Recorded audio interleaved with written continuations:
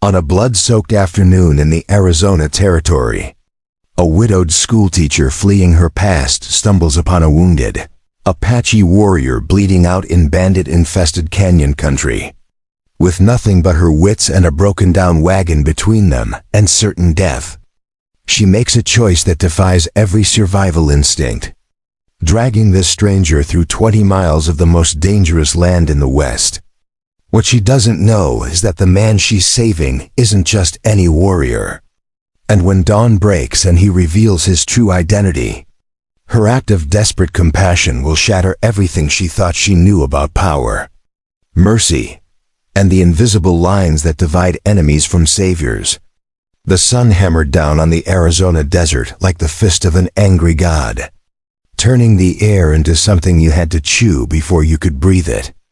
Julia Sinclair sat hunched on the driver's bench of her listing wagon. The reins slack in her blistered hands as her single remaining mule, a stubborn gray beast named Chester, plodded forward with the enthusiasm of a man walking to his own hanging. 26 years old, and Julia looked like she'd lived twice that.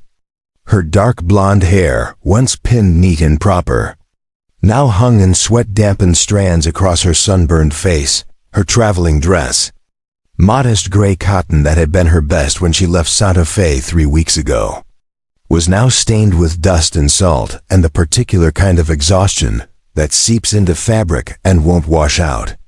She was 3 days past Fort Bowie, heading toward Tucson with nothing but $12 in a leather pouch, a trunk of books she couldn't bear to leave behind, and the desperate hope that a town she'd never seen might offer her something Santa Fe no longer could. A fresh start, anonymity, distance from the whispers that had followed her like hungry dogs after her husband's death. Thomas Sinclair had been a gambler, a charmer, a man who could make you believe the sun rose just to hear him speak. He'd also been a thief. And when the men he'd stolen from caught up to him in an alley behind the Silver Dollar Saloon, they'd made sure his death was slow enough to serve as a lesson. Julia had found him the next morning. And with him she'd found the truth about the man she'd married, the debts, the lies, the enemies who now looked at her with eyes that asked how much she'd known. So she'd packed what little she owned, sold what she could and run. Not in panic, but with the cold calculation of someone who understood that staying meant becoming collateral. Damage in a war she'd never signed up for. The wagon hit a rut and lurched violently, nearly throwing Julia from her seat.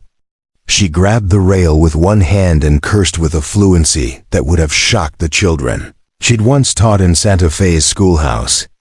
Chester brayed his own complaint but kept moving, too tired to stop.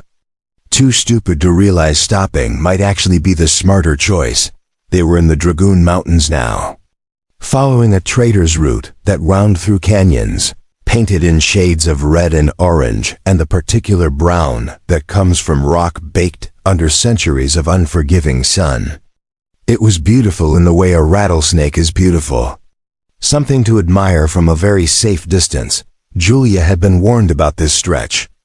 The supply merchant in Fort Bowie had looked at her like she was proposing to walk into a burning building. "Ma'am, that route runs straight through Bandit country," he'd said, his weathered face creased with genuine concern. "The Clanton Gang uses those canyons, and they don't take kindly to travelers, especially not women traveling alone." But the alternative route added 8 days to her journey. 8 days of supplies she couldn't afford. 8 more days of exposure to anyone from Santa Fe who might come looking. So she'd thanked him for his concern, bought an extra canteen and a small revolver she barely knew how to use, and headed into the Dragoons anyway. That had been 2 days ago. And so far the only things she'd encountered were heat, dust, and a family of javelinas who'd watched her pass with the disinterested contempt of creatures who knew they were better adapted to this hell than she'd ever be. The sun was beginning its slow descent toward the western ridges when Julia first smelled the smoke. Not cookfire smoke, which had a comfortable domestic quality, but something sharper, more acrid, the smell of things that shouldn't be burning. Leather, fabric, flesh. She pulled Chester to a halt.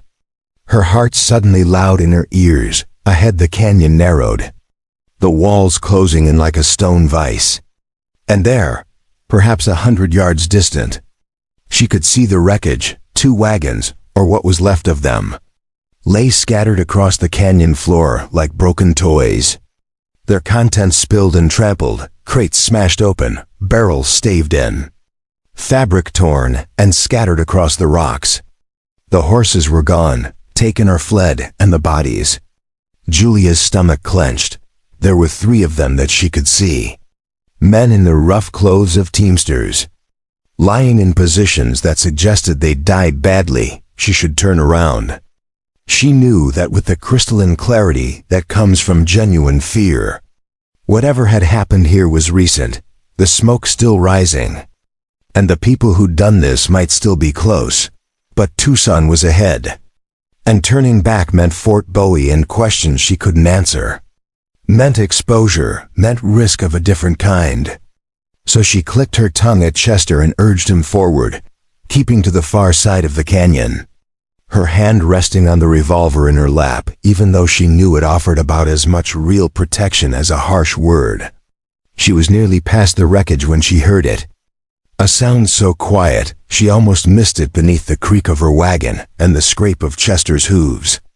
A groan, low and pain-filled, coming from behind an overturned wagon on her right. Julia's first instinct was to keep moving. Whatever was behind that wagon was none of her business. She'd seen enough death in Santa Fe to last a lifetime.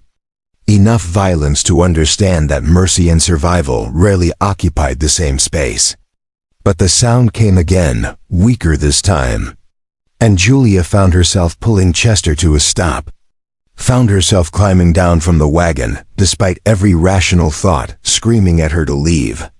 Found herself walking toward that overturned wagon with her revolver drawn and her heart hammering against her ribs like it wanted out. He was lying in the shadow of the wagon, half covered by a torn canvas tarp that might have saved his life by making him less visible to whoever had attacked the caravan. He was Apache, that was immediately clear from his clothing. The traditional buckskin and the beadwork that marked him as someone of status. His long black hair was loose and matted with blood. And his left side was a mess of torn fabric and flesh where a bullet or blade had opened him from ribs to hip. His eyes opened as Julia approached, dark and fever-bright, tracking her with the focused intensity of a predator who hadn't quite decided if he was looking at threat or prey. His right hand moved instinctively toward the knife on his belt. But the motion was weak, barely completed before his arm fell back. "Easy," Julia heard herself say, her voice steadier than she felt. "I'm not going to hurt you." The man's lips moved, saying something in Apache she couldn't understand. Then switching to rough Spanish, "Leave me," he managed, his voice like gravel scraping across stone. "Not safe, they come back." Julia glanced around the canyon, seeing nothing but rock and shadow and the smoke still rising from the wreckage. "Who comes back?" she asked, kneeling beside him despite knowing she shouldn't. Despite understanding that every second she stayed here increased her danger exponentially. "Clanton's men," the Apache warrior said, his breath coming in short gasps. "They hunt, they kill, they take. You should not be here, white woman. This is not your fight." He was right, of course. Julia knew that with perfect clarity. This man was a stranger. An Apache warrior in a territory where the wars between settlers and tribes had left wounds, too fresh to even think about healing. Helping him would mark her as a traitor to some, a fool to others, and in practical terms, it would slow her down. Use her precious supplies, and increase her risk of encountering Clanton's gang when they returned. But Julia looked at his face, really looked at it, and saw past the blood and the traditional dress and the cultural divide that was supposed to matter. She saw a man dying alone in the dirt. Saw the same kind of desperate calculation in his eyes that she'd felt in her own chest when she'd fled Santa Fe. The understanding that sometimes the world offers you nothing but bad choices, and you have to pick the one you can live with. Thomas's voice echoed in her memory, from one of his better days before she'd learned what he really was. You know what your problem is, Julia. You think everybody deserves saving. Someday that's going to get you killed. Maybe, Julia thought, but not today. She holstered her revolver and reached for the warrior's arm. "Can you stand?" she asked. Already knowing the answer but needing to hear it anyway. "No," he admitted. And something that might have been respect flickered in his eyes. "Too much blood. Too much pain. I am Kasai, of the Chiricahua. I have fought many battles. This is where I die." "Not if I can help it," Julia said, and before she could second-guess herself, before rational thought could reassert control, she hooked her arms under his shoulders and began to drag. Kasai was not a small man. He stood well over 6 feet and carried the lean muscle of someone who'd spent his life on horseback and on foot across terrain that killed weaker men. Dragging him across the rocky ground toward her wagon took everything Julia had. Her back screamed, her arms trembled. Her legs threatened to buckle with each step. She fell twice, once landing hard enough to knock the wind from her lungs. But each time she got back up, adjusted her grip, and kept pulling. Kasai had lost consciousness by the time she reached the wagon, which Julia decided was a mercy. At least he wouldn't feel it when she had to lift him into the bed. Getting him up and into the wagon took 15 minutes that felt like 15 hours. Julia used crates and rope and leverage and every bit of stubborn determination that had gotten her through the last 6 months.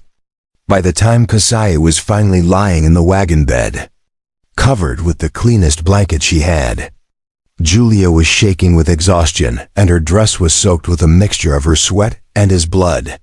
She climbed back onto the driver's bench, picked up the reins, and urged Chester forward.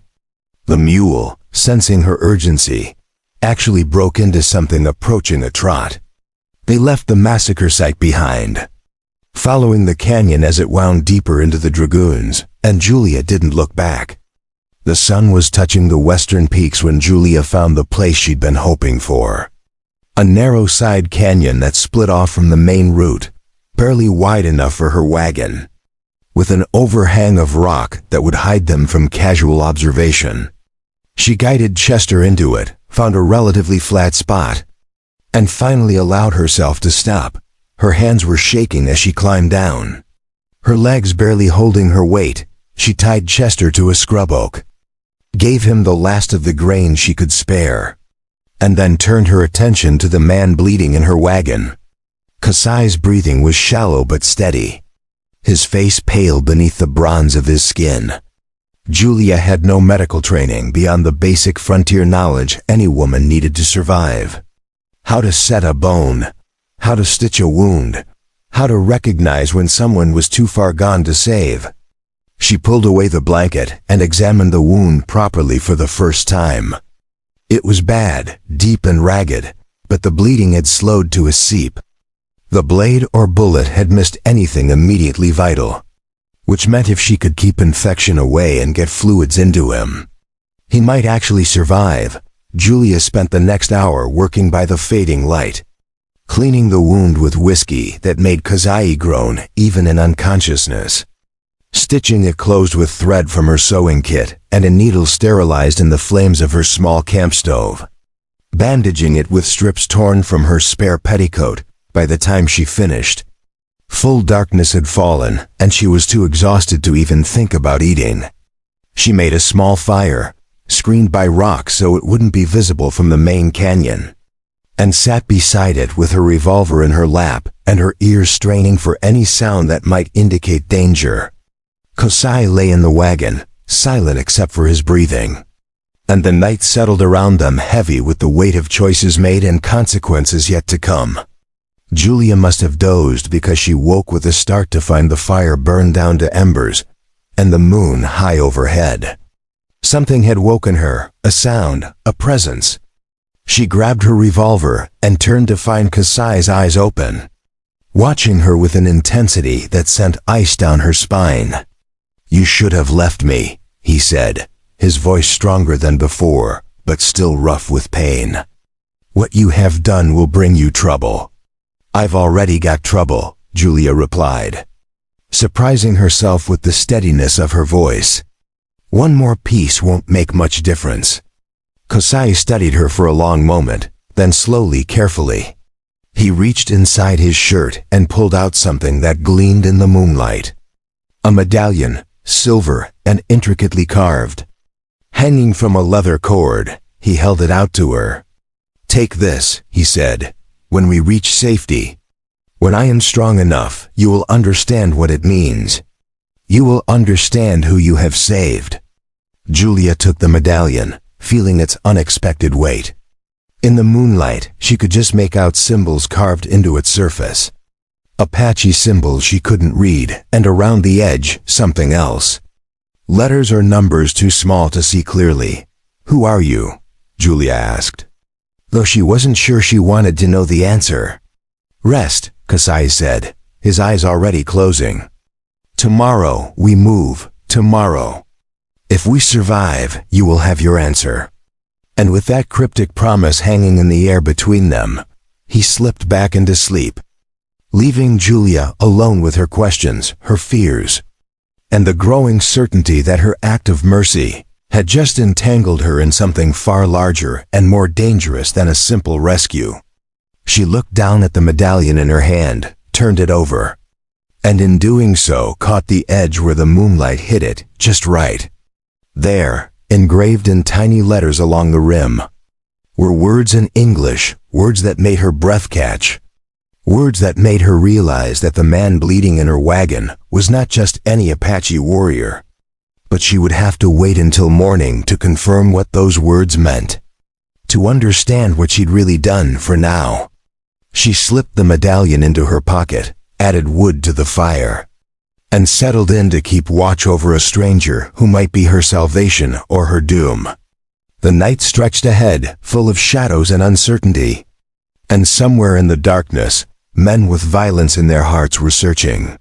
While Julia Sinclair, widow and fugitive, sat beside her fire and wondered if mercy was a virtue or just another word for the kind of foolishness that gets good people killed. Dawn broke over the Dragoon Mountains like a knife cutting through silk, the sky shifting from black to deep purple to a pale gold that promised another day of merciless heat. Julia woke stiff and aching, her back pressed against the wagon wheel, her hand still gripped around the revolver that had become an extension of her body. The fire had died to ash sometime in the small hours, and the cold that settled into desert canyons at night had worked its way into her bones. She stretched slowly, listening to her joints protest, and turned to check on her patient. Kasai was awake, propped up slightly against the side of the wagon bed, his dark eyes tracking her movements with an alertness that hadn't been there the night before. The fever flush had faded from his cheeks, and though pain still etched lines around his mouth, there was a clarity to his gaze that told Julia he'd turned a corner.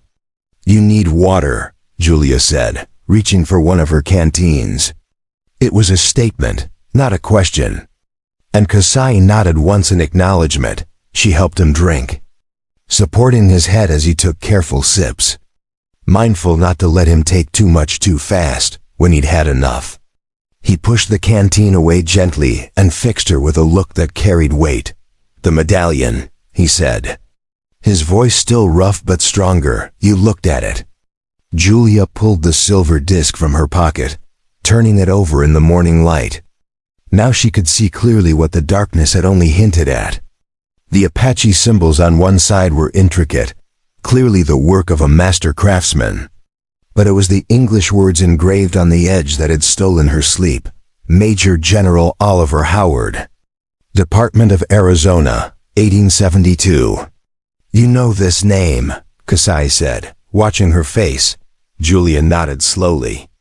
Everyone in the territory knew that name. General Howard had been instrumental in negotiating peace treaties with various Apache bands. He was one of the few military officers who'd earned something approaching respect from both sides. This is his medallion, she said, which means you're not just any warrior. I am Kasai, war chief of the Chiricahua band. "Nephew to Cochise," he said simply, and the words fell into the canyon morning like stones into still water, each one sending ripples that changed everything. Julia's hand tightened around the medallion. Cochise had been the most formidable Apache leader in the territory's history. His name alone carried enough weight to make hardened cavalry officers nervous. And this man, this wounded warrior she'd dragged through 20 miles of hostile country, was his nephew. "General Howard gave me this after the treaty talks at Apache Pass," Kasai continued, his eyes never leaving hers. "He said it would mark me as someone under his protection, someone who could move between the white world and Apache world as a bridge. For 5 years I have carried it, using it to trade, to negotiate, to keep my people fed when the reservation rations fail." "And yesterday?" Julia asked, though she suspected she already knew the answer. "Yesterday I was returning from Fort Bowie with supplies, medicine mostly, and blankets for the winter camps." Kasai's jaw tightened. "The Clanton gang has been raiding supply trains for months, but they have always avoided Apache traders. We are too much trouble, too likely to bring reprisal. But someone told them what I carried. Someone said the nephew of Cochise would be worth taking alive. Worth ransoming." Julia felt cold despite the growing warmth of the morning. "They knew who you were, they knew," Kasai confirmed. "Which means someone at the fort told them. Someone who should not have. The Teamsters tried to fight. They died quickly. I fought longer. Killed 2 of them before a blade found me. I fell, and they thought me dead. They took the supply wagons and left me bleeding. And if they find out you're alive," Julia said slowly, working through the implications, "they will come for me," Kasai finished. "And they will come for you. Because you are the woman who saved me. You are the witness who can identify them. You are the problem that needs eliminating." The weight of that settled over Julia like a burial shroud. She'd known helping him was dangerous, but she'd been thinking in terms of abstract risk, of general bandit threats. Now it was concrete, specific. Men with names and faces and a very particular reason to want her dead. "So what do we do?" she asked, and was proud that her voice didn't shake. Kasai studied her for a long moment, something like approval flickering in his expression. "You do not panic, you do not blame me, you do not regret your choice." "Would any of those things help?" Julia replied. "No," Kasai admitted. "We must reach Tucson. My brother Nanton is there. He trades with the merchants. He has connections with the territorial marshal. Once we are under official protection, the Clantons cannot touch us." "How far to Tucson?" Julia asked. 2 days if we move carefully, 1 if we push hard," Kasai said. Then grimaced as he tried to shift position. "But I cannot ride, not yet. The wound must have time, or it will tear open, and I will bleed out in your wagon." Julia made a decision with the same swift certainty that had made her drag him from the massacre site. "Then we take 2 days, we move carefully, we stay off the main route. And we get you to your brother alive. The Clantons will be looking," Kasai warned. "Let them look," Julia said with a confidence she didn't entirely feel. "I've gotten good at not being found." They broke camp within the hour. Julia hitched Chester to the wagon, packed everything with the efficiency of someone who'd learned to travel light and fast. She spread blankets over Kasai to make him less visible, leaving only a small gap for air. Then climbed onto the driver's bench and guided them back toward the main canyon. The route she chose wound through the narrowest passages, places where the rock walls pressed close enough to scrape the wagon sides. Where the shadow lay thick even at midday, it was slower, harder on Chester. But it kept them hidden from anyone watching the more traveled paths. They moved in silence, Julia's ears straining for any sound of pursuit. Any indication that the Clantons had discovered their prey still lived, behind her in the wagon bed. Kasai lay quiet, conserving his strength, his hand resting on the knife he'd insisted on keeping within reach. The morning wore into afternoon, the heat building until the air shimmered and danced. Julia stopped twice to let Chester rest, to give Kasai water, to check that his wound hadn't reopened. Each stop felt like tempting fate. But pushing too hard would kill them just as surely as being caught. It was during the second stop, with the sun past its zenith and starting its slow descent, that Julia heard the horses. The sound came from ahead, from around a bend in the canyon where the walls opened into a wider area. Multiple horses moving at a walk, the casual pace of men who weren't worried about being caught. Men who owned this territory through violence and intimidation. Julia's hand flew to the blankets covering Kasai, pressing them down in a silent warning to stay still. Then she grabbed the reins and looked frantically for options. Behind them the canyon narrowed to nothing. Ahead lay whoever was coming. And to either side rose sheer rock walls 30 feet high. They were trapped. The voices reached her before the riders came into view. Rough male voices, relaxed and joking. The sound of men enjoying their work. "I'm telling you. That Apache was dead," one voice said. "I put my blade in him proper. He ain't getting up from that." "Better be," another voice replied, harder, carrying authority. "Because if Vic finds out we left Cochise's nephew alive to tell tales, he'll skin us both." Julia's mind raced. She couldn't turn around without being seen. Couldn't hide, couldn't fight. All she had was a half-trained mule, a wagon full of books and a dying war chief, and a revolver with 6 bullets against however many men were about to round that corner. The first rider appeared, and Julia's breath caught. He was young, maybe 25, with sandy hair and a face that might have been handsome if it wasn't decorated with a scar that ran from his left eye to his jaw. He wore 2 pistols and carried himself with the easy confidence of someone who'd never lost a fight that mattered. His eyes found Julia and her wagon, and his hand moved instinctively toward his gun. "Well now," he said, his voice carrying back to whoever followed. "What do we have here?" 2 more riders emerged, both older.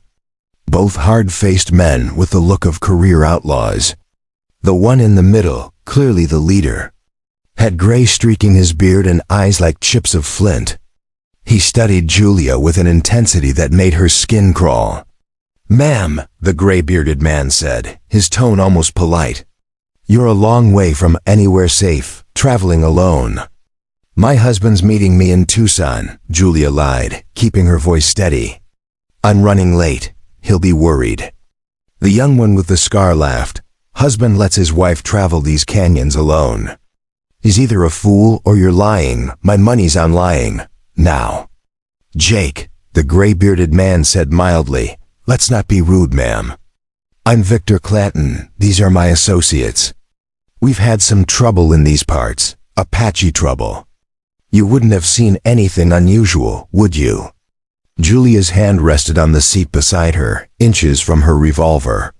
"Just rock and heat and more rock, Mr. Clanton. I'm trying to reach Tucson before dark. So if you'll excuse me." Victor Clanton's eyes narrowed. "Before dark, that's ambitious. Especially with a wagon heavy as yours looks. What are you carrying?" "Books," Julia said. "I'm a teacher. Everything I own is in that wagon." "Books," Jake repeated, his scarred face splitting into a grin. "Well, we should check that. Make sure you're not smuggling anything dangerous. You know, for your own safety." He dismounted and started toward the wagon. And Julia knew with crystalline clarity that in about 5 seconds he was going to pull back those blankets and find Kasai. And then all 3 of them would draw their guns, and she would die here in this canyon. Her body left for the vultures, her name forgotten. Another casualty of the territory's casual violence. But Julia had not survived Thomas's death, had not fled Santa Fe, had not dragged a wounded war chief through hostile country, just to die without fighting back. Her hand closed around the revolver, and she brought it up smoothly, pointing it directly at Victor Clanton's chest. "That's close enough," she said, her voice cold and clear. Jake froze, his hand on the wagon side. Victor Clanton's expression didn't change, but his eyes grew colder, calculating. "Now, ma'am." "That's not friendly.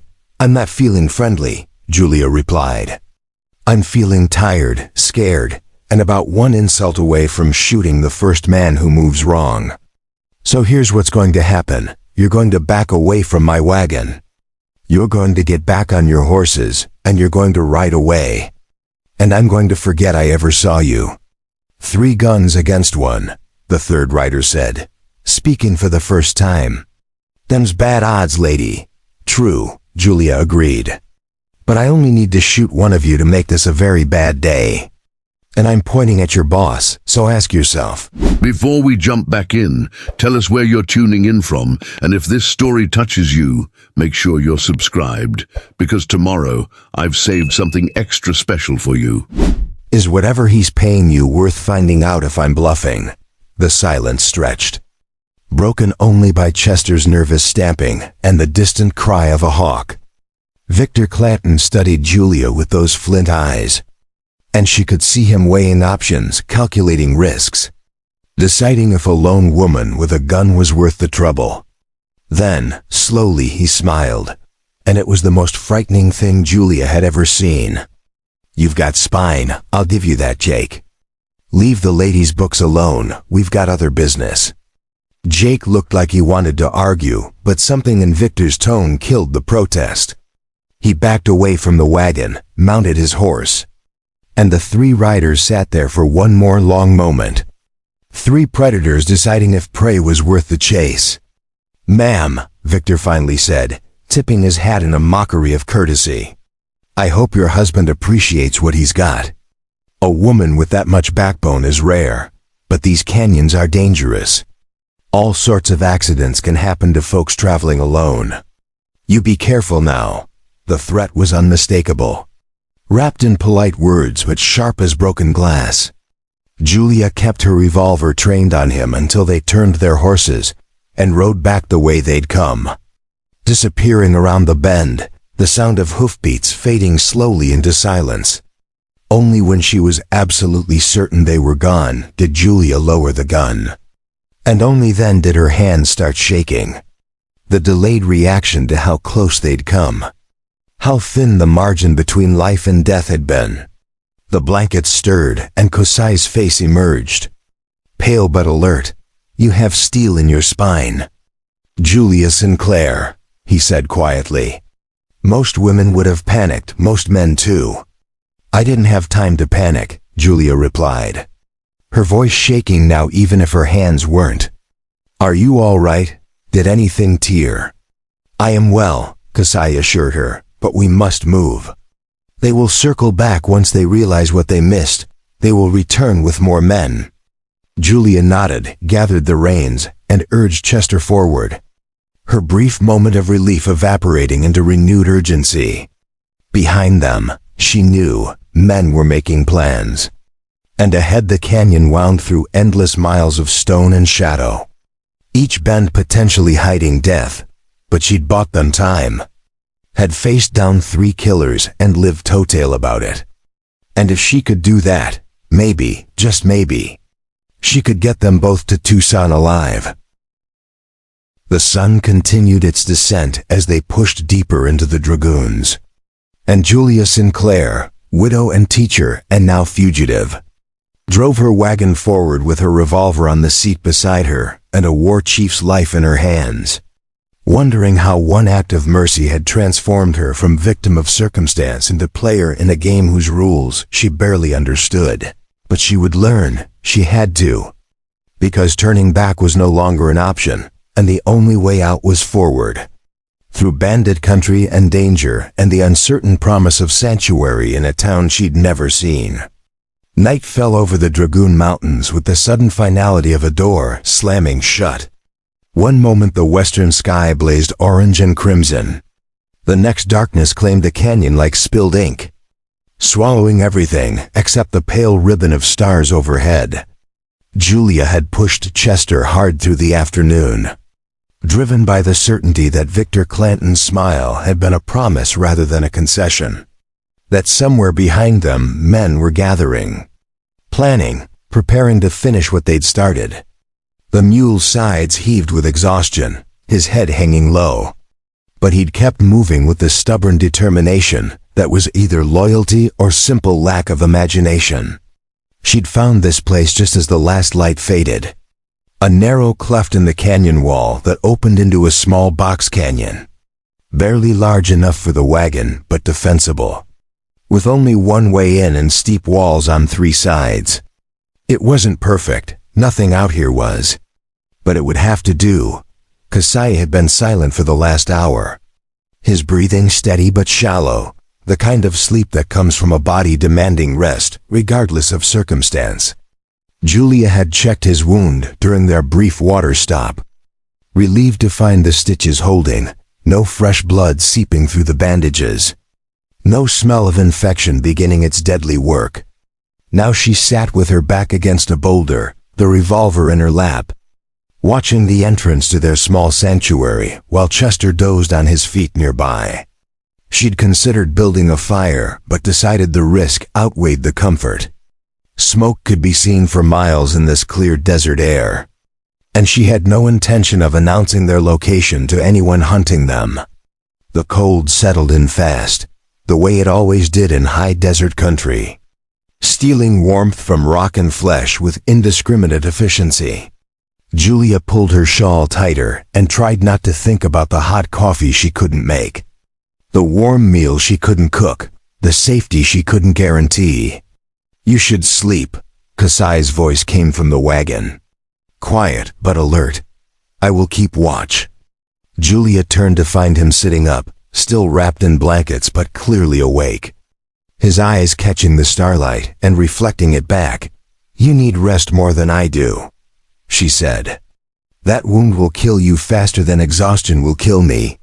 "The wound is healing," Kasai replied. "My people have survived worse. And I have been listening to your breathing for the past hour. You are afraid, your body is tense. You will not sleep even if you try." Julia couldn't argue with that assessment. "You heard them talking," she said. "About who you are, what you're worth. They know you're Cochise's nephew. They know someone will pay to get you back. Or pay to ensure I do not reach Tucson to testify about their crimes," Kasai said, his voice matter of fact. Discussing his potential murder with the same tone another man might use to discuss weather. "The reservation agent, the one who steals from my people. He would gladly pay Clanton to silence me permanently. It would be cheaper than facing a territorial investigation." "How deep does this corruption go?" Julia asked. Though she suspected the answer would only deepen her understanding of how much danger they faced. Kasai shifted carefully, moving to sit at the edge of the wagon bed. His feet dangling over the side. "The agent's name is Blackwood. He has been stealing from Apache families for 3 years. Selling our rations to miners and ranchers. Pocketing money meant to buy medicine and tools. When elders complain, he threatens to withhold all supplies. When young men talk of leaving the reservation to hunt, as our fathers did, he calls in the cavalry to force them back." The bitterness in his voice was raw, undisguised. "My uncle Cochise made peace because he believed it was the only way our people would survive. He believed the promises made by General Howard, that we would have land, food, the right to live according to our ways. But men like Blackwood, they see treaties as inconveniences. They see my people as obstacles to profit." Julia thought about the Santa Fe she'd left behind. About the respectable men who'd cheated Thomas. About the society that had blamed her for her husband's crimes, while excusing the criminals who'd created him. Corruption wasn't unique to the frontier. It just wore its face more openly here. "Your brother in Tucson," she said. "Nanton, you trust him to help us. Nanton is careful, calculating. He has built relationships with merchants and lawmen through years of honest dealing. He supplies Apache craftwork to stores throughout the territory. Baskets and pottery and silverwork that white women buy for their homes." Kasai's expression softened slightly. "He understood what I did not at first, that survival sometimes requires adapting. becoming part of two worlds instead of clinging only to one. And you, Julia asked, which world do you belong to? Kasaya was quiet for a long moment. His gaze distant. I belong to neither and both. I am Apache, that will never change, but I speak English and Spanish. I understand contracts and negotiations. I know that my people cannot win a war against the Americans. There are too many of you, with too many guns. Too much will to take what you want, so I fight a different kind of war. One fought with words and witnesses and forcing men like Blackwood to face consequences. A war that got you stabbed and left for dead, Julia pointed out. Yes, Kasai agreed, but I am not dead. Thanks to a woman who had every reason to leave me bleeding in the dirt. Who risked her life for a stranger from a people she was taught to fear. That is worth something, Julia Sinclair. That changes the story. Julia felt heat rise to her cheeks despite the cold. I just did what anyone decent would do. No, Kasai said firmly. You did what few would do, what most could not do. You chose mercy when the world rewards cruelty. You chose risk when safety was walking away. Do not diminish that choice by calling it ordinary. Before Julia could respond, Chester's head came up sharply, his ears swiveling toward the canyon entrance, a low nervous sound rumbling in his throat. Julia's hand closed around the revolver as she rose to her feet. Every muscle suddenly tense, Kasai moved with surprising speed for an injured man. Sliding from the wagon and pressing himself against the rock wall near the entrance. His knife appearing in his hand as if by magic, they waited in silence, barely breathing, listening for whatever had spooked the mule. The sound came again, faint but distinct.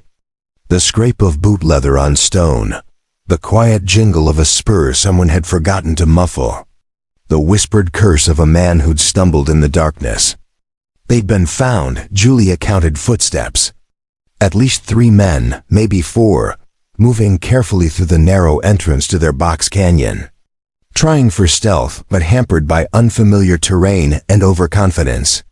She caught Kasai's eye and saw him hold up 4 fingers, confirming her count. 4 armed men against a wounded Apache and a schoolteacher with 6 bullets. The odds were impossibly bad. But Julia had learned in the past 24 hours that impossible didn't mean surrender. It just meant you had to be smarter, faster, more ruthless than the people trying to kill you. We know you're in here, a voice called out, not Victor Clanton but someone younger. Probably Jake with his scarred face and cocky swagger. Saw your wagon tracks leading in, there's no other way out. So why don't you make this easy on yourself, lady? Just hand over the Apache and we'll let you go. You got my word, Julia almost laughed at that. The word of a man who murdered freighters and left wounded men to die. Worth less than the air it traveled through. She stayed silent, letting them wonder. Letting their imagination work against them. Maybe she ain't here, another voice suggested. Maybe she unhitched the mule and went on foot. With a half-dead Indian, Jake scoffed. Use your head, she's here. Probably hiding behind that wagon, scared out of her mind. Kasai touched Julia's arm and gestured toward a pile of loose rocks near the canyon wall. She understood immediately. If they could create enough confusion, enough chaos, they might buy themselves a chance. She nodded and Kasai moved silently toward the rocks. His injured side clearly paining him, but his movements still fluid. Controlled, he positioned himself and waited for her signal. Julia took a deep breath, aimed her revolver at a point roughly 10 feet to the right of where she thought the men were standing, and fired. The gunshot was deafening in the confined space. The bullets sparking off rock and ricocheting with a high whine that sent the searchers diving for cover. In the same instant, Kasai heaved against the pile of rocks, sending an avalanche of stone tumbling down the slope. The crash and clatter drowning out shouts and curses. Julia fired twice more, not aiming to hit but to drive them back. To make them think they'd walked into a trap rather than cornered desperate prey. She heard running footsteps, someone crashing into someone else. A yelp of pain as a ricocheting stone found flesh. "Fall back," Jake's voice shouted, authority cracking around the edges into something that might have been fear. "Fall back to the entrance, regroup." The sounds of retreat were hasty and undignified. Men scrambling over each other to get out of the death funnel they'd thought would be easy pickings.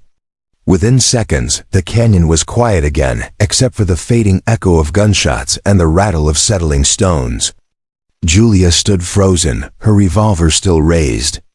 Her heart hammering so hard she could hear blood rushing in her ears. 3 shots gone, 3 bullets left.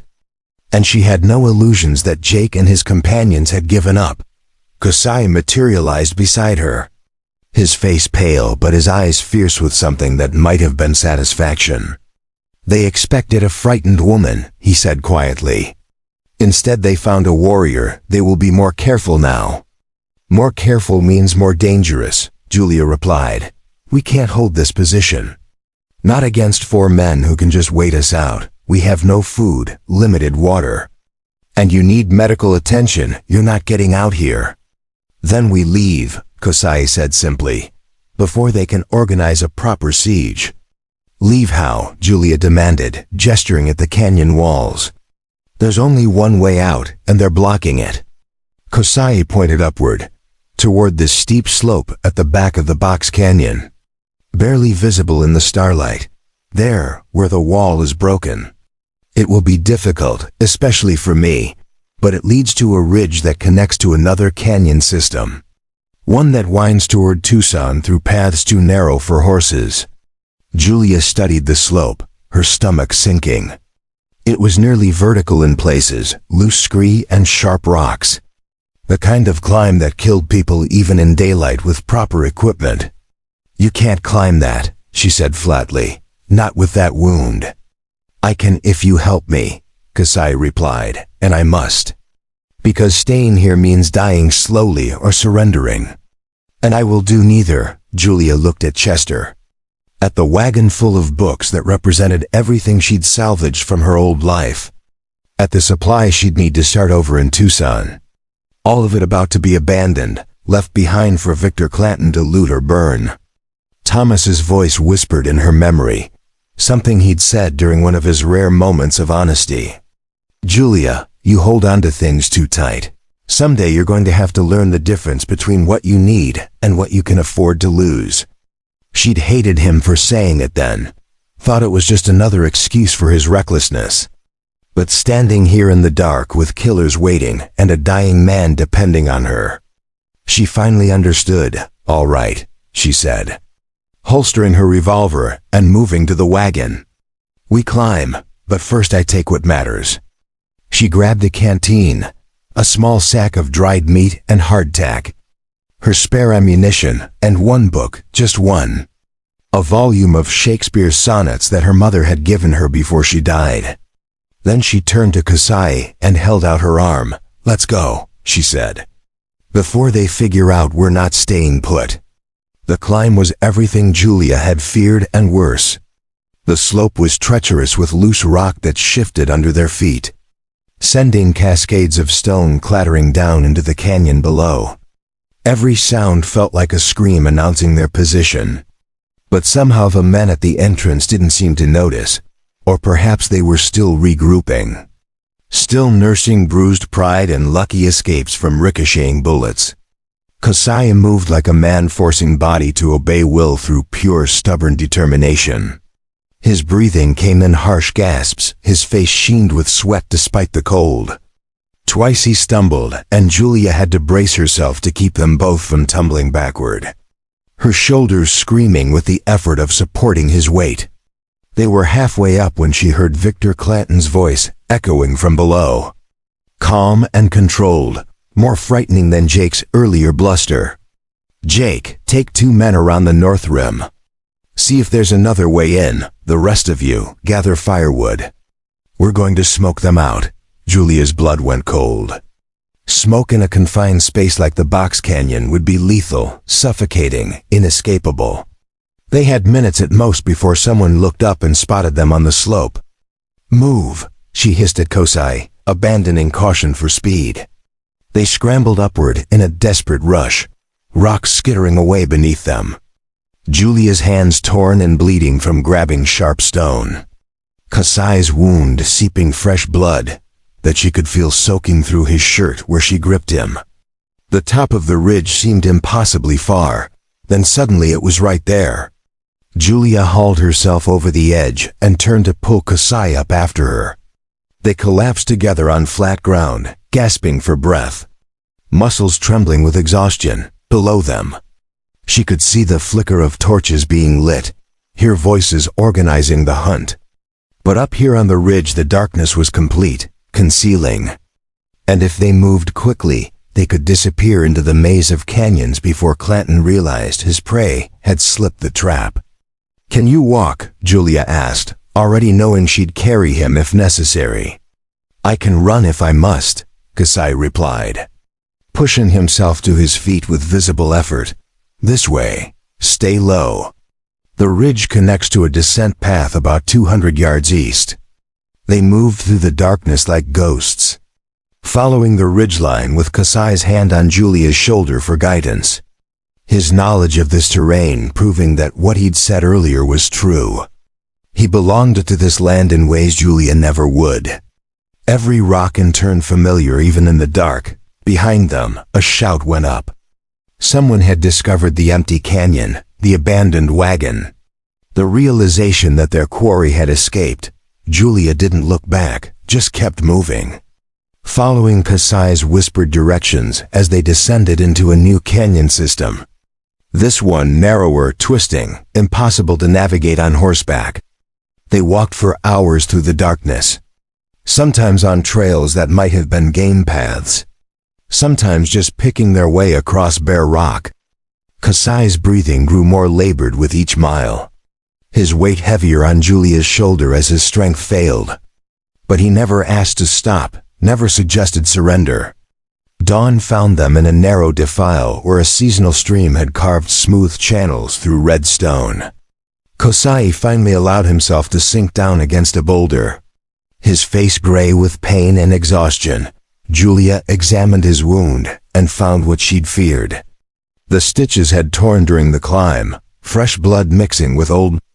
"I need to re-stitch this," she said, digging through her small pack for needle and thread. "And you need to rest, properly rest, not this running for our lives nonsense." "Tucson is 10 miles, Kosai said, his voice thin but determined. "Nathan's shop is on the east end of town, near the mission, if we can reach it by nightfall." "Then we'll reach it," Julia interrupted, threading the needle with hands that shook from exhaustion and adrenaline. "But first I fix this. Because I didn't drag you through the dragoons just to have you die from blood loss a few miles from safety." Kosai watched her work with those dark eyes that saw too much, understood too clearly. "Why do you do this?" he asked quietly. "Truly, you could have left me a dozen times. Saved yourself, yet you stay, you fight. You risk everything for a man you did not know yesterday." Julia focused on her stitching, on the familiar rhythm of needle through flesh, on anything except the question that demanded more honesty than she'd given herself. "Because I'm tired of being the kind of person things happen to," she finally said. "I'm tired of running from other people's choices, tired of being a victim of circumstance. When I found you bleeding in that canyon, I had a choice. Maybe the first real choice I've had since Thomas died. And I chose to be someone who helps, someone who fights. Someone who doesn't let the Victor Clantons of this world dictate what's right through violence and intimidation." She tied off the last stitch and looked up to find Kosai watching her with an expression she couldn't quite read. "You are not just fighting for me," he said. "It wasn't a question." "No," Julia admitted. "I'm fighting for the person I want to be. The person I should have been all along." Kosai nodded slowly, as if she'd confirmed something he'd already suspected. "Then we will reach Tucson together," he said. "And when we arrive, when we tell our story to people who matter, you will have helped start something larger than either of us. You will have struck a blow against corruption, that has harmed hundreds. If we survive to tell it, Julia said, bandaging the fresh stitches. We will survive, Kasai said with absolute certainty, because you are too stubborn to die. And I have too much work left unfinished. Julia laughed despite everything. Despite exhaustion and fear, and the certainty that Clanton's men were still hunting them. Then let's stop talking about survival and start ensuring it, she said, offering her hand to help him stand. 10 miles to Tucson, we can do that. They left the defile as the sun climbed higher. Two unlikely allies bound together by circumstance and choice. Walking toward a city that might offer sanctuary or might deliver them to their enemies. Neither knowing which but both determined to see it through. Because some choices once made become who you are. And Julia Sinclair had chosen to be someone worth being. The outskirts of Tucson appeared through the heat shimmer like a mirage. Low adobe buildings, the color of dried clay stretching along the valley floor. Church bells drifting across the desert with the lazy afternoon breeze. Julia had never been so grateful to see civilization in her life. They'd made the final miles in a fog of exhaustion and pain. Kosame leaning heavily on her shoulder, his breathing shallow but steady. The fresh stitches holding despite the punishment of their journey. Twice they'd heard riders in the distance and had hidden among rocks until the sounds faded. Whether Clanton's men or innocent travelers they couldn't know and didn't dare find out. Now standing on a ridge overlooking the town, Julia felt the weight of the past 2 days settle over her like a physical thing. Her dress was torn and filthy. Her hands wrapped in strips of fabric torn from her petticoat to protect the cuts and blisters. Her face sunburned and dust-caked, she looked like exactly what she was. A woman who'd crawled through hell and barely made it out alive. Nanan's shop, Kasai said. His voice rough with thirst despite the water they'd rationed carefully. There, near the mission with the white walls. You see the building with the blue door. Julia followed his gaze and spotted it. A modest structure that looked more prosperous than its neighbors. With clean windows and what appeared to be displays of pottery and basketwork visible even from this distance. Can you make it? She asked, studying his face. The gray pallor beneath bronze skin, the way he held himself too carefully, protecting the wound that threatened to tear open again with any wrong movement. I will make it, Kasai replied, and started down the slope without waiting for further discussion. Julia hurried to match his pace, ready to catch him if he stumbled. The streets of Tucson were busy with late afternoon commerce. Freight wagons rumbling past, women with parasols browsing storefront displays. Miners and ranchers conducting business in saloons and trading posts. Julia drew stares. A bedraggled white woman supporting an Apache warrior through town was unusual enough to warrant attention. Whispers followed in their wake. Keep moving, Kasai murmured. Do not stop, do not explain. Nanan's shop, that is all that matters. They were 50 yards from the blue door when Julia saw them. 3 men on horseback at the far end of the street. Too distant to identify clearly, but something about the way they sat their horses. The way they scanned the crowds with predatory focus sent ice down her spine. Kasai, she said quietly, behind us riders. He glanced back and his jaw tightened.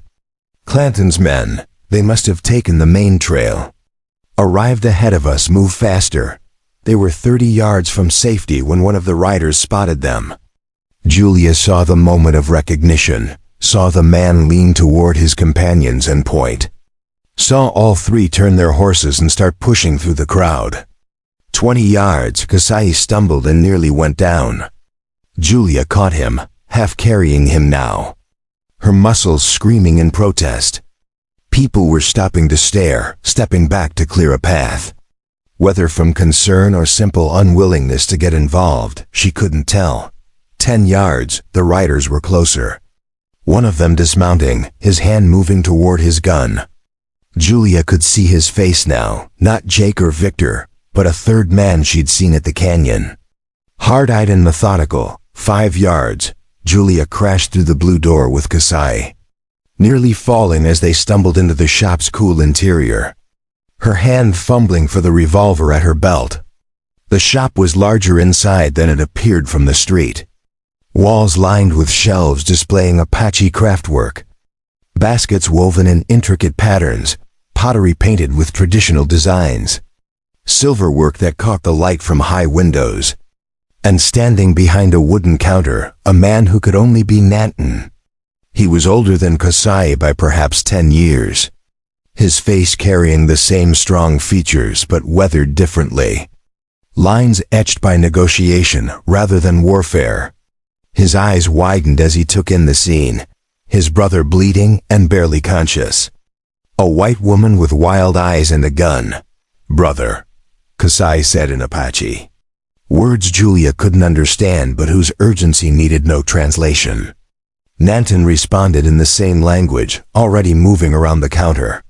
But before he could reach them, the blue door burst open again. The hard-eyed man stood in the doorway, his gun drawn. 2 more shapes visible behind him in the street. "That's far enough," he said, his voice flat and professional. "The Apache comes with us, the woman too. Mr. Clanton wants to have a conversation about stolen property and dead freighters." "This is my shop," Nanton said, his English perfect and unaccented. "You have no authority here. And you are threatening customers. I suggest you leave before I summon the marshal." The hard-eyed man smiled without humor.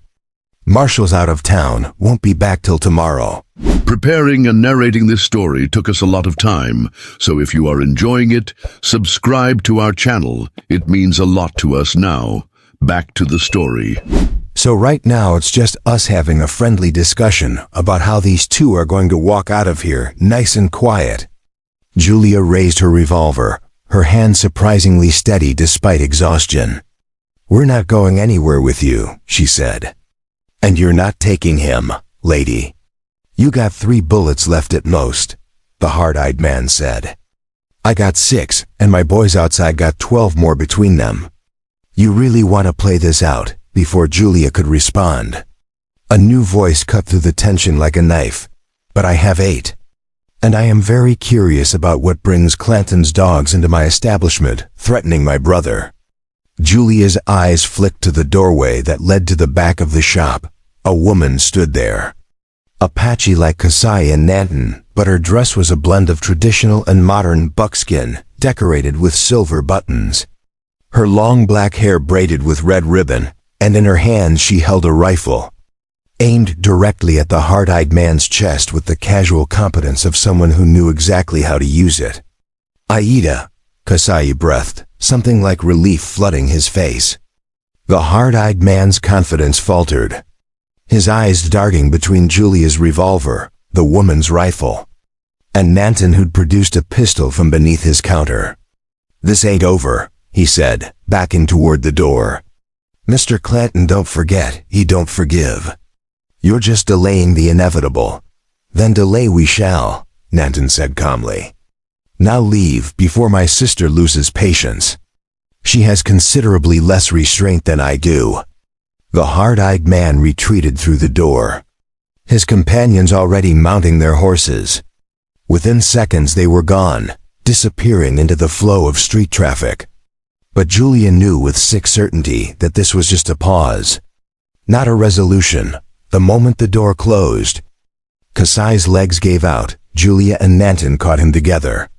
Lowering him carefully to the floor, Aida set down her rifle and was beside them in an instant, her hands moving over Kasai's wound with practiced efficiency. "How long has he been bleeding?" she demanded, looking at Julia with eyes that assessed and judged in equal measure. "I stitched it this morning," Julia said. "But he tore the first set climbing out of a box canyon yesterday. He needs a doctor." "No doctor will come for an Apache," Aida said flatly. "I will treat him. I have done so many times before, Nanton. Help me get him to the back room. You," she fixed Julia with a sharp look. "You will tell me everything that happened, every detail while I work." The back room of the shop was part storage area, part living quarters, with a small bed against one wall and shelves stacked with supplies. They laid Kasai on the bed, and Aida immediately began cutting away Julia's makeshift bandages. Her movements sure and skilled, Julia told the story while Aida worked. Starting with finding Kasai in the canyon and ending with their desperate arrival in Tucson. Nanton listened with the focused attention of someone gathering evidence, his face growing darker as the full picture emerged. "Blackwood," Nanton said when Julia finished. "I have suspected for months that he was involved in something beyond simple theft. But this, conspiring with bandits, ordering murder, this goes far beyond corruption." "Can you prove it?" Julia asked. "My word against his. I'm a widow with no standing, no connections." "But you are a witness," Nanton replied. "And more importantly, Kasai is a witness with authority. His testimony carries weight because of who his uncle was, because of the treaties he helped negotiate, and you, Julia Sinclair. You are a white woman who risked everything to save an Apache. That story will spread. It will matter to people who might otherwise dismiss our complaints as tribal grievances." Aida finished cleaning and restitching Kasai's wound, her hands gentle despite her sharp manner. "He will live," she announced. "But he needs rest, days of it, not hours. His body has been pushed beyond reasonable limits, days we may not have," Nanton said. Looking toward the front of the shop where the windows faced the street, "Clanton will not simply give up. He has too much at stake. He will try again. Probably tonight when the streets are empty. Then we need protection," Julia said, her mind working through options with the clarity that comes from extended crisis. Official protection, someone Clanton can't simply murder without consequence. "The marshal returns tomorrow," Nanton said, "if we can survive until then." "There is another option," Aida said quietly. "The fort, Fort Lowell, is only 6 miles from here. If Kasai can reach the commander, if he can present evidence of Blackwood's corruption and Clanton's crimes, the army must act, must they?" Julia said skeptically. "From what Kasai told me, the army hasn't been particularly concerned with Apache welfare." "True," Aida admitted, "but attacking a peace negotiator, killing freighters, raiding supply trains, those are crimes that threaten everyone. Not just Apache and the fort commander, Captain Morrison. He is one of the few who takes treaty obligations seriously. He served under General Howard, respected him." Nanton nodded slowly. "It could work if we can get word to him tonight. If he agrees to send protection, I will go," Julia said. The words out before she'd fully thought them through. But once spoken, she knew they were right. "I'm a white woman. The sentries won't shoot me on sight. I can reach the fort. Explain what happened. Bring help back." "Alone," Aida said. "At night, through country where Clanton's men are hunting." "That is suicide. It's the only chance," Julia countered. "Kasai can't travel. You two need to protect him here. I'm the expendable piece in this game." "You are not expendable," Nanton said firmly. "You saved my brother's life. You are under my protection now. That means something." Julia felt unexpected warmth at those words. This stranger claiming her as family based solely on her actions. "Then protect me by letting me do what needs doing," she said. "Give me a fast horse, directions to the fort, and trust that I haven't survived this long just to die 6 miles from safety." The siblings exchanged a long look, some communication passing between them that needed no words. Finally, Nanton nodded. "There is a horse in the stable behind the shop. A mare named Storm. She is fast and knows the route to the fort. Follow the road north until you see the fork marked with 3 stones. Take the left path. It is longer but safer, less exposed. And take this," Aida said, pressing a small leather pouch into Julia's hand. "If you are stopped, show them this. It bears our mark. Any Apache who sees it will know you are friend, not enemy." Julia tucked the pouch into her dress, checked her revolver, 3 bullets left just as the hard-eyed man had guessed. Not much, but better than nothing. She looked at Kosa, still unconscious on the bed, his chest rising and falling with steady rhythm. "Tell him I kept my promise," she said to Nanton. "Tell him I got him to safety." "Tell him yourself when you return with the soldiers," Nanton replied, leading her through the back door to where the stable waited.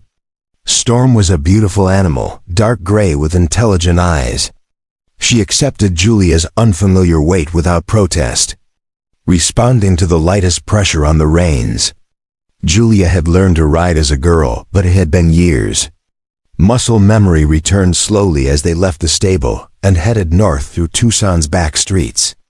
The sun was setting, painting the sky in shades of purple and gold. Casting long shadows that could hide anything, Julia kept Storm to a steady trot.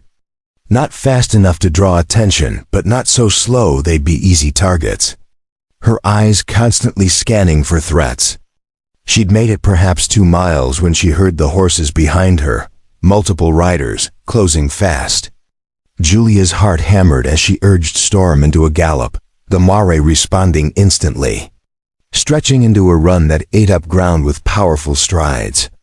The fork with 3 stones appeared ahead. Julia yanked the reins left, taking the safer route Nanton had described. The path wound through rocky terrain that slowed her pursuers. She could hear them cursing, their horses struggling with the uneven ground. A gunshot cracked through the dusk, the bullet singing past Julia's head close enough that she felt the wind of its passage. She leaned low over Storm's neck, urging every bit of speed from the mare, praying the gathering darkness would make her a harder target. The fort appeared like salvation, walls and guard towers silhouetted against the dying light. Julia aimed straight for the main gate, shouting before she reached it, "Help! I need help! Emergency!" Soldiers appeared, rifles raised, a sergeant stepping forward with his hand up. "Halt! Identify yourself!" Julia hauled Storm to a stop, nearly falling from the saddle in her exhaustion. "My name is Julia Sinclair. I need to speak to Captain Morrison immediately. It concerns Agent Blackwood and an attack on Apache traders. There are men chasing me. Clanton's gang, please. Lives depend on this." The sergeant's eyes narrowed, taking in her appearance, the desperation in her voice. Then he looked past her to where dust clouds marked approaching riders. "Get her inside," he barked to his men, "and prepare to turn away those riders. If they're who she says they are, they have no business at this fort." Julia was rushed through the gate as it swung shut behind her. The sound of it closing was the sweetest thing she'd heard in days. Soldiers took Storm's reins. Other hands steadied her as she dismounted on legs that barely held her weight. "Take me to Captain Morrison," she said to the sergeant. "Please, I have information he needs to hear.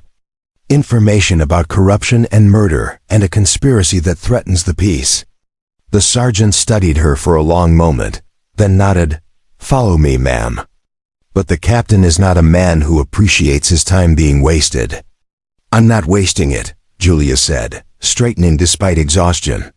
"I'm about to give him the chance to be a hero or a coward. Which one he chooses is up to him." The sergeant's eyebrows rose, but he said nothing.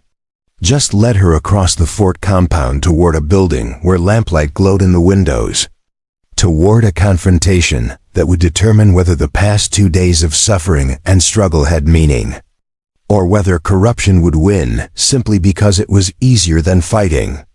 Julia thought of Kosa, of the promise she'd made to get him to safety, of the choice she'd made in that canyon to be someone who helped rather than someone who looked away. And she walked into Captain Morrison's office with her head high and her voice steady, ready to tell a story that needed to be heard whether anyone wanted to listen or not. Because some fights, once started, have to be finished. And Julia Sinclair had learned that the only thing more dangerous than fighting was giving up. Captain Morrison was not what Julia expected. She'd been prepared for a hardened cavalry officer with contempt for Apache and civilians alike. Instead, she found a man in his 40s with graying temples and eyes that held both weariness and something that might have been integrity. He listened without interruption as Julia told her story, his expression unreadable, occasionally making notes on paper that sat before him on a desk cluttered with reports and maps. When she finished, he set down his pen and studied her with an intensity that made her feel stripped bare. "That's quite a tale, Mrs. Sinclair," he said finally, his voice neutral. "Accusations of conspiracy, murder, corruption involving a federal agent. These are serious charges that require serious evidence." "I have evidence," Julia said, pulling the silver medallion from her pocket and placing it on his desk. "General Howard's medallion given to Kasai as protection. That alone proves who he is and what he represents." Morrison picked up the medallion, turning it over in his hands. Something shifted in his expression when he saw Howard's name engraved on the edge. "I knew the general," he said quietly, "served under him during the treaty negotiations. He gave his word to Cochise that men like Kasai would be protected. That promise was supposed to mean something." "Then make it mean something," Julia said. Leaning forward, "Send soldiers to Nanton's shop. Protect Kasai until he can give his testimony. Arrest Blackwood. Bring Victor Clanton to justice. Do what you took an oath to do." Morrison was silent for a long moment, his fingers drumming on the desk. "If I send troops into Tucson based solely on your word, if I arrest a federal agent without proper authority, I could face court-martial," he said. But his tone suggested he was working through the problem rather than dismissing it. "And if you do nothing," Julia countered, "an Apache peace negotiator dies. A federal agent continues stealing from people under government protection. And a gang of murderers goes unpunished. Which of those outcomes can you live with?" "Captain," Morrison's jaw tightened. Then he stood abruptly and moved to the door. "Sergeant Blake," he called. "I need Lieutenant Hartwell and 20 men. Armed and ready to ride in 10 minutes. Relief flooded through Julia so suddenly her legs nearly gave out. She gripped the edge of the desk to steady herself. "You'll ride with us," Morrison said, turning back to her. "I'll need you to identify Nanton's shop. And possibly the men who attacked you, but Mrs. Sinclair, understand this. If your story proves false, if this is some elaborate scheme, you'll face federal charges for making false accusations against a government official." "My story is true," Julia said firmly, "every word. And I'll swear to it before any court in the territory." 20 minutes later, Julia rode through the fort gates again, this time surrounded by cavalry soldiers with rifles and purpose. Morrison led them at a hard pace toward Tucson, the horses' hooves thundering across the desert floor as twilight deepened into night. They reached the edge of town as full darkness settled. Morrison slowed the column and turned to Julia. "Which way?" he asked. "East," Julia pointed, "toward the mission.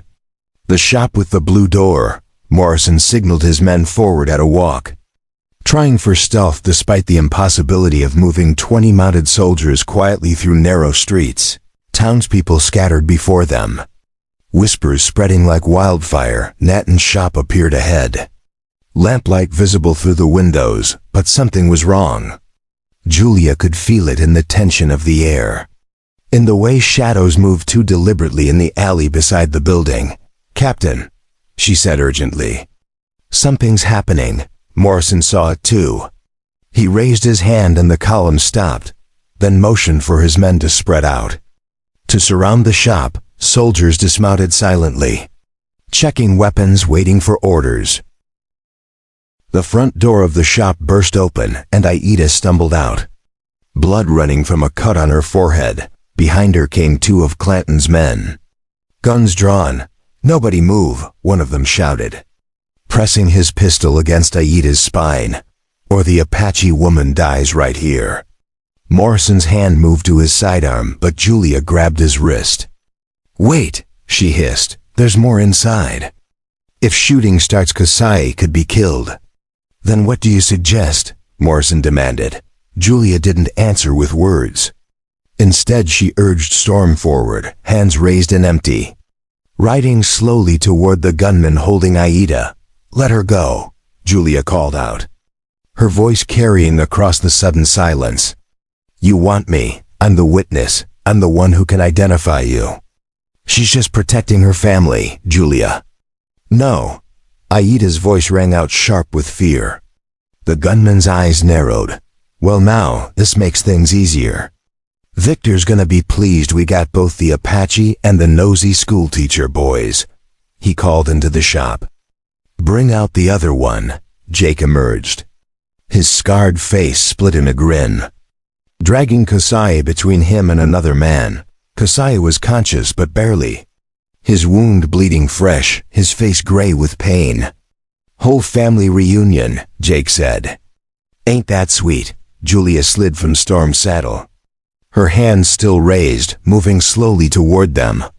Behind her, she could sense Morrison's men tensing. Waiting for a signal, waiting for an opening. "Victor Clanton sent you," Julia said, loud enough for everyone to hear. "To murder Kasai because he witnessed your crimes. To silence me for the same reason. To cover up Agent Blackwood's theft from the reservation." "You talk too much, lady," the gunman holding Aida said. But there was nervousness in his voice now. His eyes darting to the soldiers surrounding them. Realizing perhaps that the situation had shifted in ways he hadn't anticipated. "I talk exactly enough," Julia replied. "Enough to make sure everyone here knows what you are. Murderers working for a corrupt federal agent. Killing to protect profits stolen from people under government protection." "Enough," Morrison's voice cut through the tension like a saber. He stepped forward, his captain's insignia catching lamplight. "I am Captain David Morrison, United States Cavalry. You are surrounded by federal troops. Put down your weapons and release your hostages." "Now," Jake laughed, a sound edged with desperation. "You think we're scared of you, Captain? You think we don't know how this works? We work for Blackwood. He's got friends in the territorial government. Friends who'll make this all go away." "Perhaps," Morrison said calmly. "But those friends can't help you if you're dead. And my men have orders to shoot if you harm those prisoners. So ask yourself, is Blackwood's money worth dying for?" The standoff stretched, seconds feeling like hours. Julia could see the calculations happening behind Jake's eyes, weighing options, measuring chances. Then the gunman holding Aida spoke, his voice shaking. "Jake, there's 20 of them and 4 of us. Vic ain't here to tell us what to do. I ain't dying for this." "Shut up, Lenny," Jake snarled, but doubt had entered his voice. "Drop the gun, Lenny," Morrison said. Addressing the nervous gunman directly, "Walk away from this. Give testimony against Clanton and Blackwood. The territorial prosecutor will show leniency." Lenny's gun wavered. Indecision warring with fear, then slowly, carefully. He lowered it and stepped away from Aida. "I'm done," he said. "I'm out. You want answers about who paid for what? I'll tell you everything, you coward," Jake spat. But his grip on Kasai had loosened. Morrison's soldiers were closing in. Rifles raised. Escape routes cut off. Julia saw her moment and took it. She lunged forward and grabbed Kasai's arm, yanking him away from Jake's weakened grip. The Apache warrior stumbled, but Julia caught him, dragging him toward the line of soldiers. Jake's gun came up, but Morrison was faster. His pistol cracked once, and Jake's weapon spun from his hand. Blood spraying from torn fingers, he screamed and dropped to his knees. The other 2 men with him, immediately raising their hands in surrender. Within seconds it was over. Soldiers swarmed forward, disarming and restraining Clanton's men. A young lieutenant helped Julia lower Kasai to the ground while another soldier tended to Aida's head wound. Nanton emerged from the shop, his face bruised but his eyes fierce with satisfaction. "Captain Morrison," he said formally, "I am Nanton of the Chiricahua. Brother to Kasai, I have documents in my shop. Records of supply purchases that were never delivered. Correspondence that proves Agent Blackwood's involvement in these crimes. Morrison nodded. Secure those documents. Lieutenant Hartwell, I want everything cataloged as evidence. He turned to Julia. His expression softer now. You were right, Mrs. Sinclair, about all of it, and you have my apology for doubting you. Save your apologies for the Apache families Blackwood stole from, Julia said. Kneeling beside Kasai, can you hear me? Kasai's eyes opened, focusing on her with difficulty. You came back, he whispered. You brought the cavalry. I promised to get you to safety, Julia replied. I keep my promises. As do I, Kasai said, his hand fumbling for something inside his shirt. He pulled out a folded paper, worn and stained with blood. This is a letter from General Howard, given to my uncle before his death. It grants me authority to negotiate on behalf of Chiricahua interests, to bring charges against those who violate treaty obligations. With your testimony and my authority, we can destroy Blackwood's career. We can bring justice. Julia took the letter carefully, unfolding it to reveal Howard's signature and seal. Then that's what we'll do, she said, together. The next hours passed in a blur of activity. Morrison sent riders to arrest Agent Blackwood, who was found trying to flee with stolen cash and falsified records. Victor Clanton was captured the following morning trying to cross into Mexico. His gang scattered and leaderless without him. Kasai was moved to the fort's infirmary where the post surgeon, after examining his wound, declared it a miracle he'd survived. Another day without proper treatment and infection would have killed him, the doctor said, looking at Julia with something like awe. Whatever you did, however you kept him alive, it saved his life. Julia slept for 16 hours straight in a room Morrison provided. When she finally woke, the sun was high, and someone had left clean clothes and a basin of water outside her door. She washed away 2 days of blood and dirt and dust, dressed in a simple cotton dress that actually fit, and emerged feeling almost human again. Nanton was waiting in the fort's courtyard. Kasai is asking for you, he said. He is recovering well. Already complaining about being confined to bed. This is a good sign. Julia followed him to the infirmary where she found Kasai sitting up, properly bandaged, color returning to his face. Aida sat beside him, the cut on her forehead stitched and healing. Julia Sinclair, Kasai said as she entered, his voice strong again. The woman who saved my life and changed everything. I just did what needed doing, Julia protested.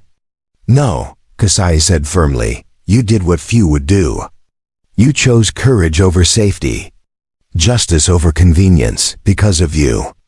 Blackwood will face trial, because of you. The families he stole from will receive restitution. Because of you, the Clanton gang is broken.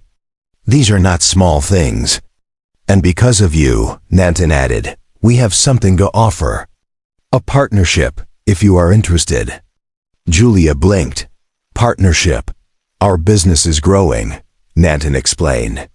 We need someone who can work with both Apache suppliers and white merchants.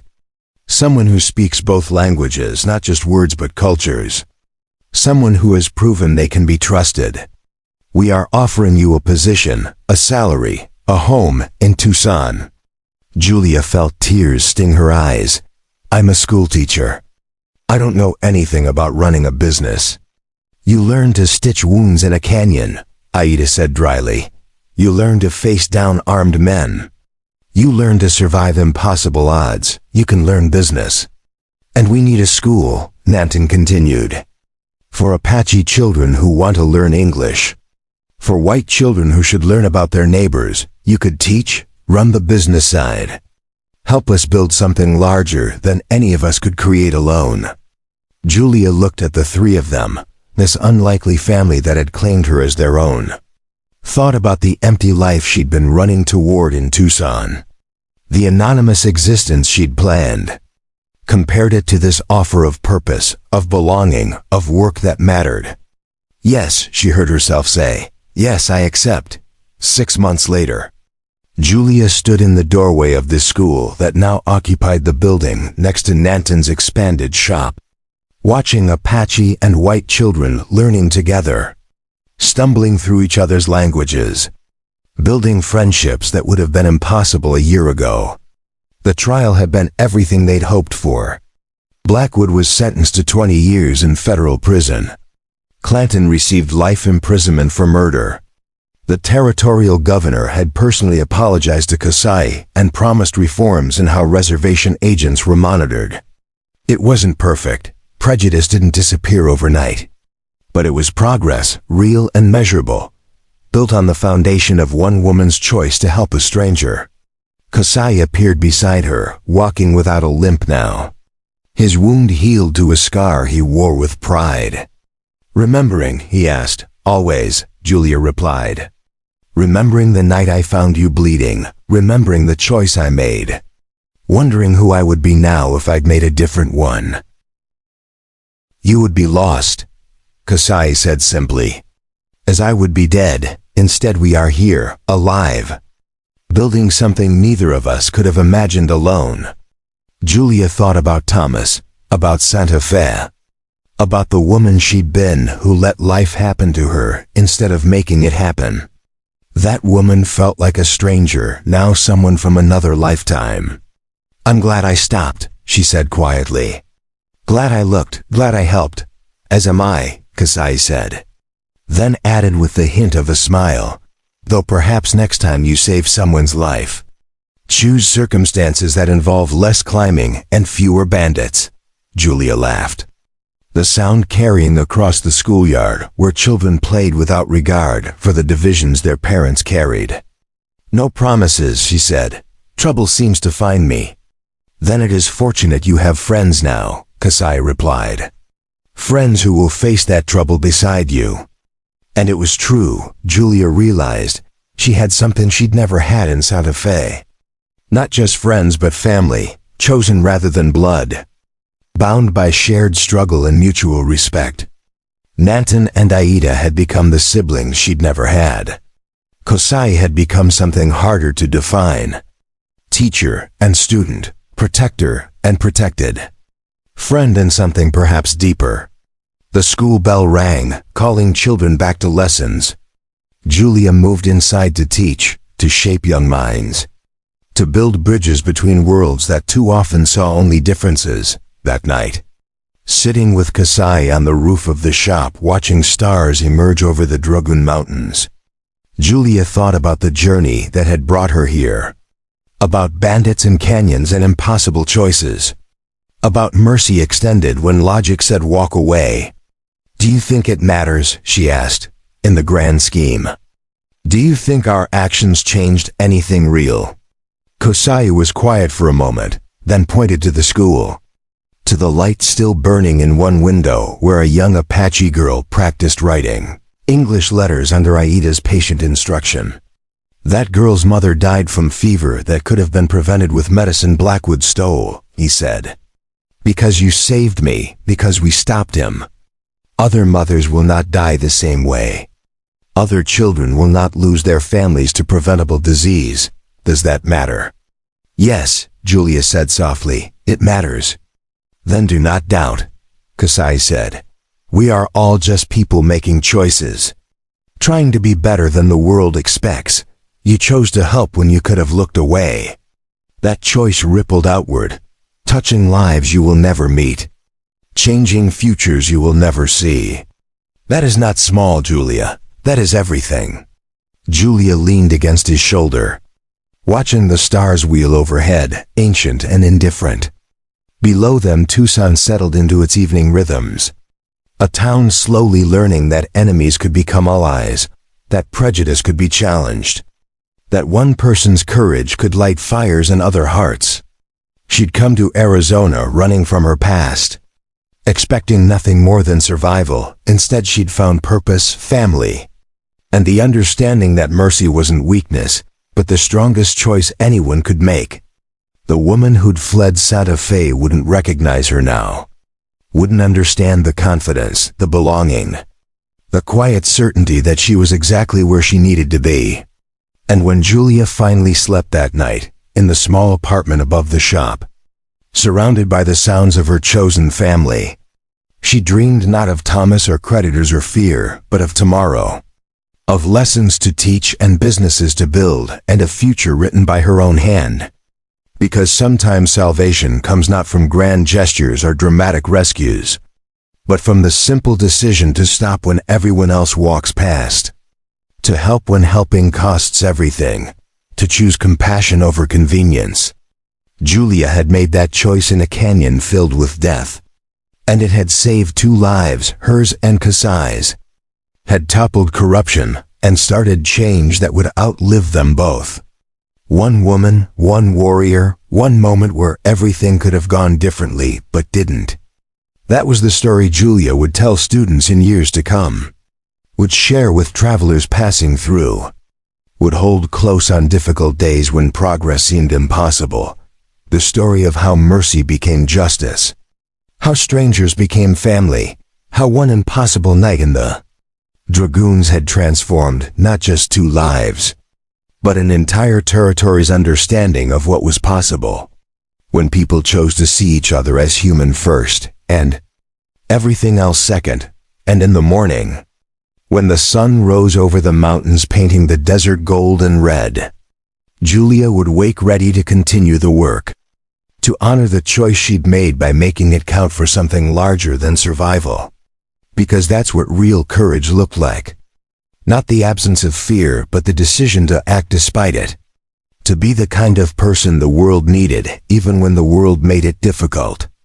Julia Sinclair had learned that lesson bleeding and exhausted in a bandit-filled canyon, had lived it through every mile to Tucson, and would carry it forward through all the years to come. 1 choice, 1 moment, 1 act of mercy that changed everything. The spring of 1878 brought change to Tucson that would have been unthinkable 2 years earlier.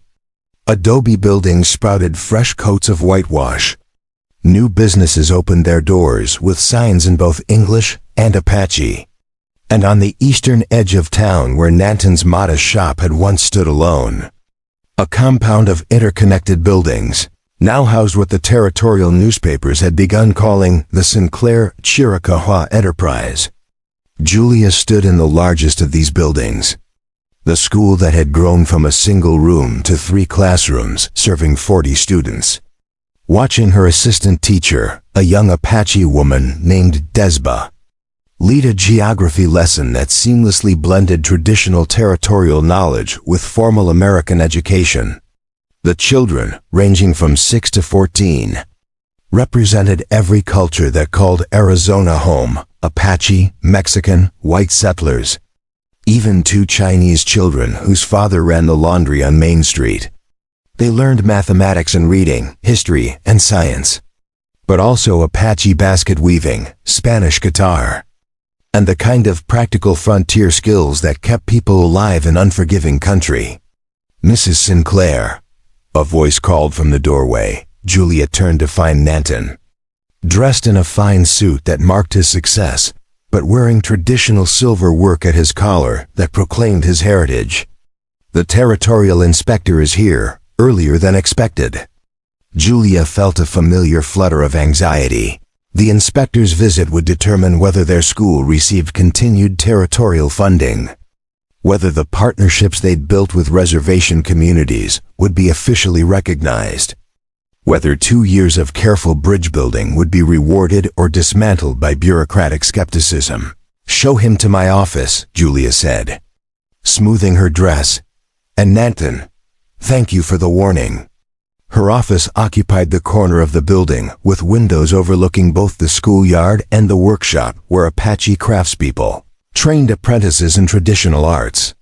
It was a deliberate choice, designed to show visitors the integration they'd achieved, the proof that different cultures could coexist and even thrive together. The inspector was younger than Julia expected, perhaps 30, with a neat beard and eyes that assessed everything with the focus of someone determined to find fault. "Mrs. Sinclair," he said formally, "I am Inspector Thomas Waverly from the Territorial Education Board. I've been sent to evaluate your operation and determine if continued funding is justified." "Of course, Mr. Waverly," Julia replied with professional courtesy that masked her nervousness. "Please, have a seat. May I offer you coffee?" They settled into what Julia had learned was a delicate dance. The inspector asking pointed questions about curriculum and attendance, about the mixing of cultures, about whether Apache children were truly benefiting from American education, or if this was simply an expensive experiment that produced no measurable results. Julia answered each question with facts, with numbers, with examples of students who'd gone on to become translators and negotiators and business owners. She showed him attendance records that proved Apache parents valued education when it was delivered with respect rather than forced assimilation. "But Mrs. Sinclair," Waverly said, leaning forward, "critics argue that teaching Apache children in their own language, allowing them to maintain traditional practices, this delays their integration into American society. Wouldn't it be more efficient to simply require English only, to eliminate these cultural accommodations?" Julia felt anger rise but forced her voice to remain calm. "Mr. Waverly, I spent 6 years teaching in Santa Fe using exactly that approach, forcing students to abandon their language and culture. Do you know what I produced? Children who could recite grammar rules but couldn't think critically, who learned to be ashamed of their heritage but never gained true confidence in their American identity. Here we teach children to be fluent in multiple worlds, to move between cultures with ease. That skill is far more valuable in a territory where cooperation between peoples determines survival." Waverly made notes in his ledger, his expression unreadable. "I'd like to observe classes," he said, "speak with students, see this integration you describe in action." "Of course," Julia agreed, standing. "We have nothing to hide." She led him through the school, watching him observe Desba's geography lesson, a mathematics class taught by a retired cavalry sergeant who'd stayed in Tucson after his service ended, a history lesson where students learned about both American expansion and Apache resistance, presenting both perspectives without declaring either wholly right or wrong. In the courtyard during recess, Waverly watched children playing together, Apache and white and Mexican. Their games a hybrid of cultures, their laughter universal. "That one," he pointed to a girl with dark braids. "Apache, yes," Julia confirmed. "That's Nalin, she's our top student in mathematics. She wants to be an engineer. Her father was killed during the Apache Wars. Her mother works in our pottery workshop." And there, Waverly indicated a blond boy helping younger children with a rope game. "Settler family, Timothy Morrison," Julia said. "His father is Captain Morrison at Fort Lowell. The captain believes his son should understand the people he may one day be ordered to negotiate with or fight against. Understanding prevents unnecessary bloodshed." Waverly was silent, watching the children. When he finally spoke, his voice had lost some of its official detachment. "Mrs. Sinclair, I was sent here expecting to find a well-meaning failure. Territorial politicians believe you're wasting resources on a romantic notion that will collapse the moment real pressure is applied. They sent me to document that failure and recommend terminating your funding." Julia's heart sank, but she kept her expression neutral. "And what will you report?"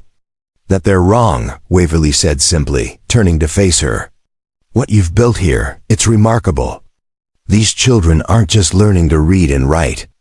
They're learning to see each other as human beings first, as potential allies rather than inevitable enemies. In a territory that's seen decades of violence, that may be the most important education anyone could receive." Relief flooded through Julia, so suddenly she had to grip the courtyard rail to steady herself. "Then you'll recommend continued funding." "I'll recommend increased funding," Waverly corrected.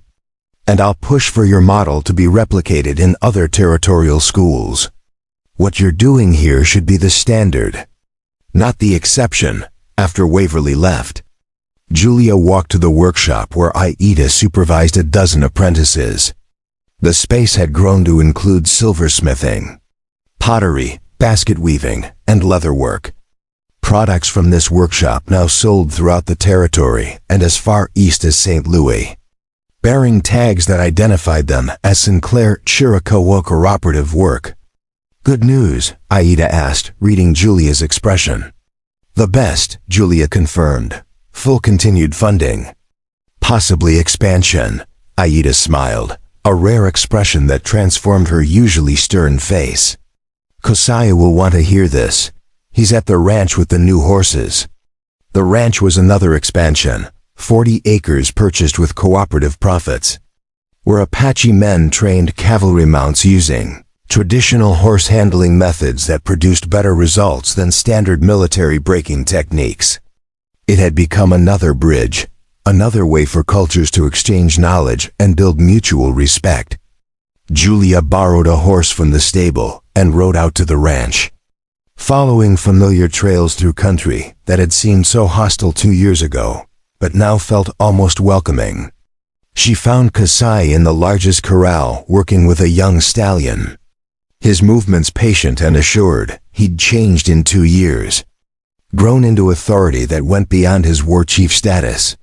He was now officially recognized by the territorial government as a liaison between Apache communities and American authorities.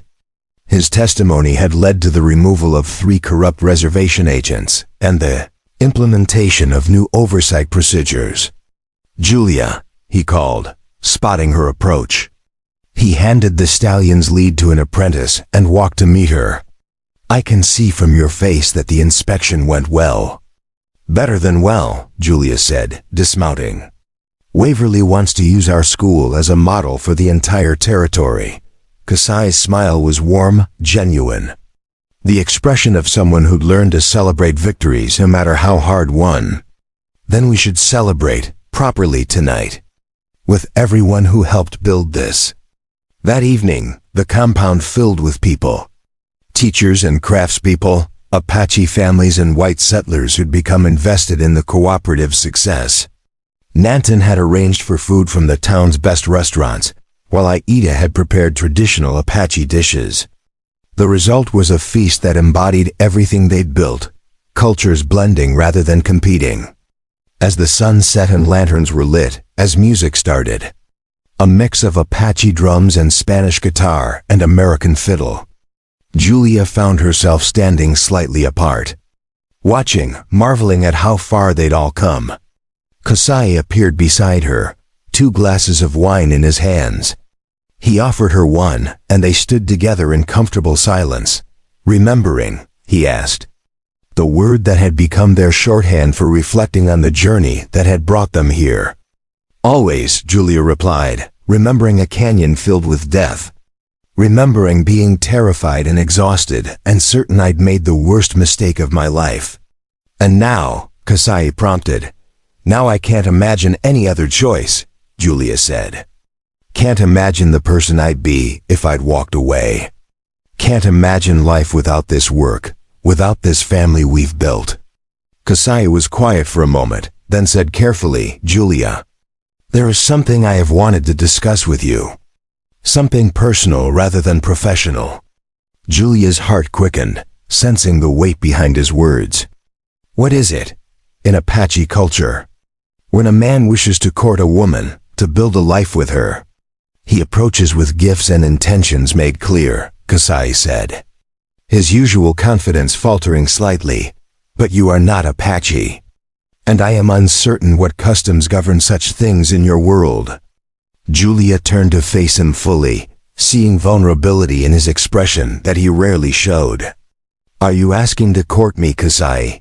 "I am asking if you would consider it," he replied.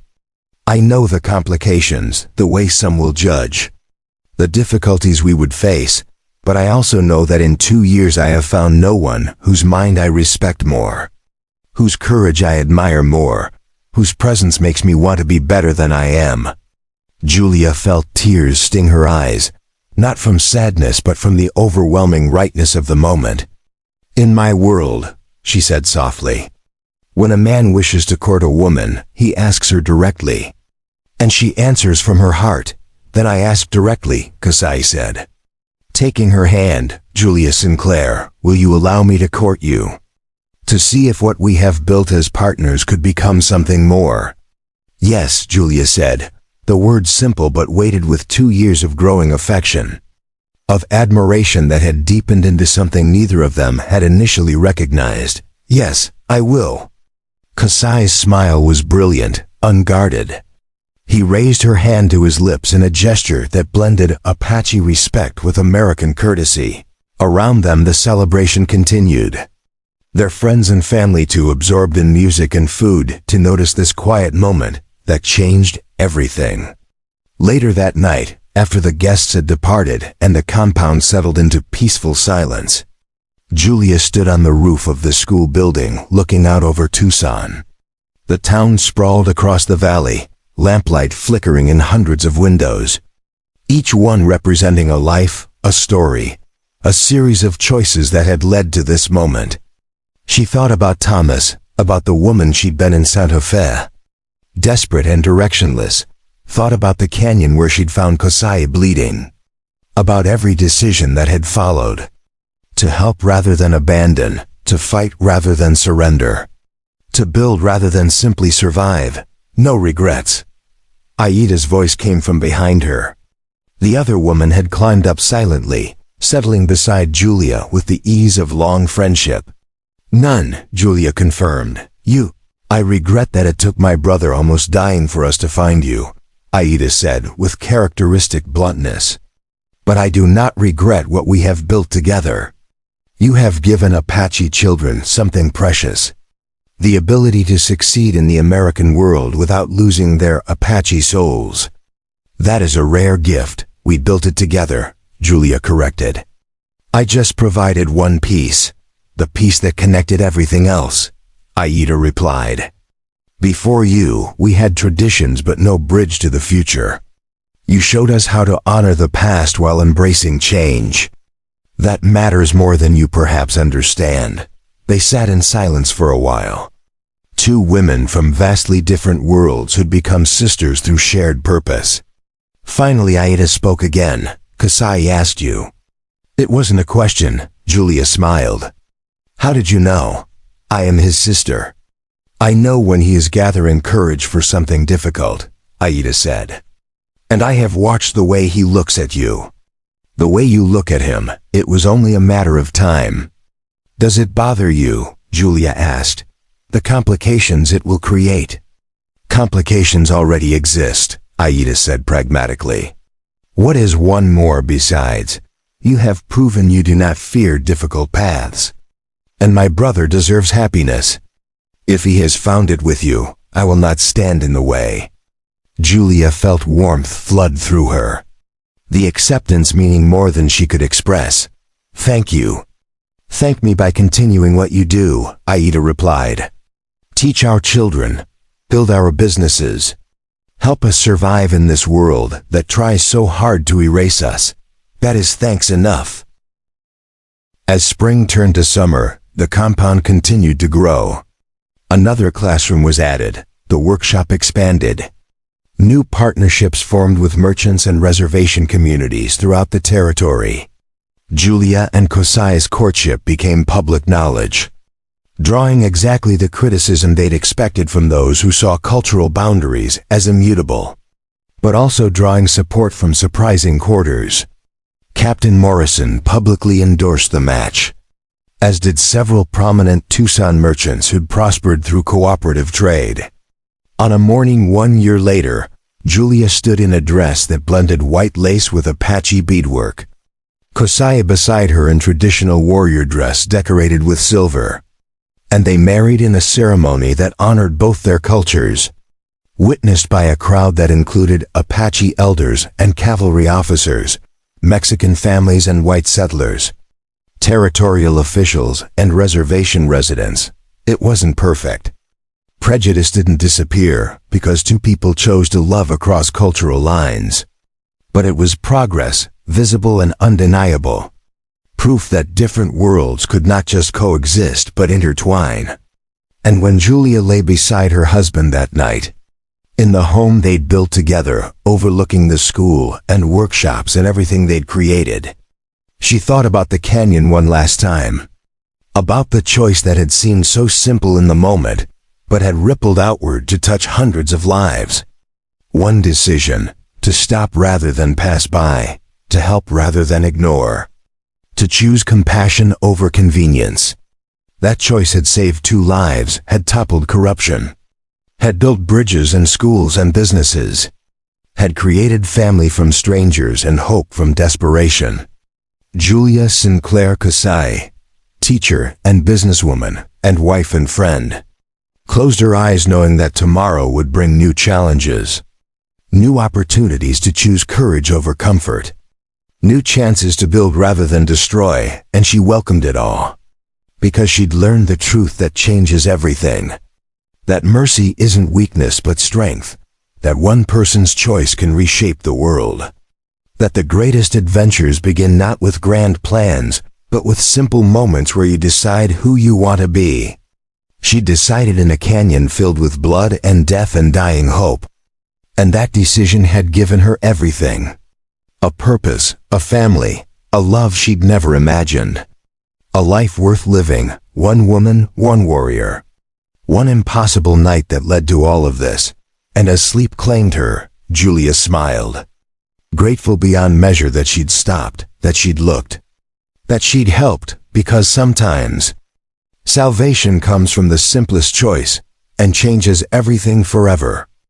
Up next, you've got 2 more standout stories right on your screen. If this one hit the mark, you won't want to pass these up. Just click and check them out, and don't forget to subscribe and turn on the notification bell so you don't miss any upload from us.